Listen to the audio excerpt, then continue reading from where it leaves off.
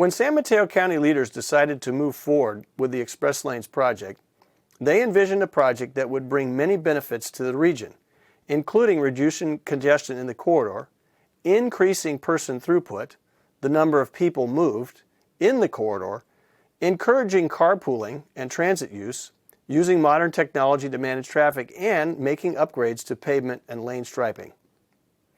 Now that we see the express lanes can lead to the most efficient use of the freeway, let's apply that to the US 101 corridor in San Mateo County and the amount of travel time savings people who travel in the express lane might see. When Caltrans undertakes a project to improve the flow of traffic on a freeway or a city street, they begin by measuring the existing traffic patterns. They count cars, measure speeds, determine the length of congestion, and record the length of time to travel the corridor. At the same time, the Caltrans engineers also forecast how many vehicles will be on the road when the project is complete. Once this information is compiled, the engineers conduct an analysis to determine how the project will improve the existing conditions. On this chart, we are looking at the amount of time it takes to drive in the southbound direction from Interstate 380 in South San Francisco to Whipple Avenue in Redwood City, approximately 14 miles. What you see is an illustration of the data gathered and analyzed for the San Mateo 101 Express Lanes project. This data was used to help identify the proper solution for the US 101 in San Mateo County. The representation of travel times are assumed to reflect conditions once travel patterns return to pre-COVID-19 levels and do not include COVID-19 impacts. The analysis must also consider what conditions would be like if there were no project. On this chart, the travel times predicted without the project are shown in orange, the left bar in each set. Then we look at what travel times would be if we just built another general purpose lane, shown by the yellow or middle bars.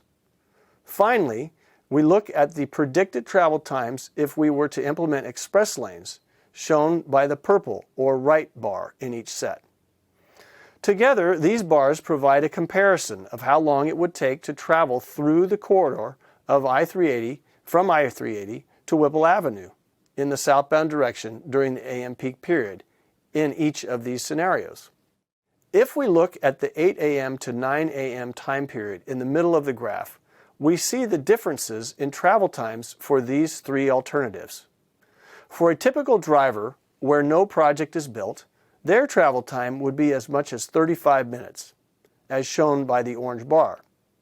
If we built an additional general purpose lane to provide more capacity, that same driver would have a travel time of approximately 22 minutes, as shown by the yellow bar. If we implement an express lane, and that same driver opted to take a carpool or pay to use the express lane, they would travel the corridor in just over 12 minutes, saving more than 20 minutes of travel time. You can see this pattern repeats for the other time periods on the chart. The same pattern exists for the southbound direction during the PM peak, which we will look at on the next slide. What you see here is an illustration of the travel times under typical traffic patterns anticipated for the drive from Whipple Avenue to Interstate 380 during the PM peak period.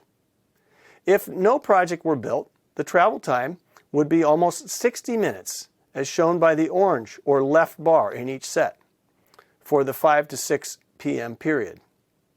If we built a new general purpose lane, the same driver would take roughly 45 minutes to travel the corridor, as shown by the yellow or middle bar.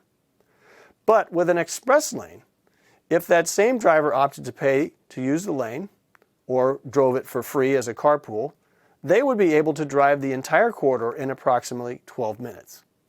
As you can see, this pattern of travel savings in the express lanes holds for the other periods. It is also similar for the northbound direction in the morning commute. By implementing express lanes, Caltrans can provide significant travel time savings for buses and carpools, which will provide an incentive for drivers to opt out of driving solo to improve their commute.